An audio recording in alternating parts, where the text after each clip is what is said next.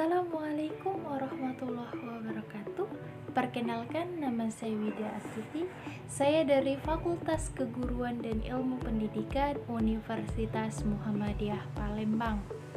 Nah, pada video kali ini saya akan menjawab pertanyaan soal UTS yang diberikan pada salah satu mata kuliah semester 6 saya. Nah, soalnya itu berikan contoh bukti evolusi anatomi perbandingan, embriologi perbandingan, dan biologi molekuler. Nah, yang pertama itu anatomi perbandingan adalah ilmu mengenai persamaan dan perbedaan anatomi dari makhluk hidup. Contohnya itu seperti struktur tungkai pada kucing dan paus. Nah, yang kedua, embriologi perbandingan.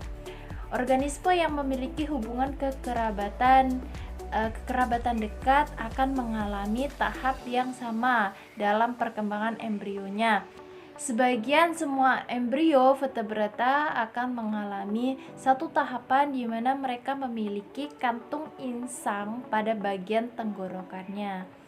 Dan yang ketiga adalah biologi molekuler, adalah salah satu cabang ilmu biologi murni. Nah, contoh organisme yang masuk dalam biologi molekuler ini adalah jamur, manusia, hewan, tumbuhan, dan juga bakteri. Nah, untuk soal yang kedua yaitu berikan contoh efek leher botol dan efek pendiri di Indonesia. Leher botol populasi atau leher botol genetik adalah suatu kejadian evolusi adanya persentase jumlah individu dalam suatu populasi ataupun spesies yang mati maupun tidak dapat berkembang biak. Contohnya itu seperti adanya kebakaran hutan, banjir, gempa bumi. Nah, berikutnya yaitu efek pendiri. Efek pendiri adalah suatu kelompok kecil individu yang menempati habitat baru yang terpencil dan tidak berpengaruh.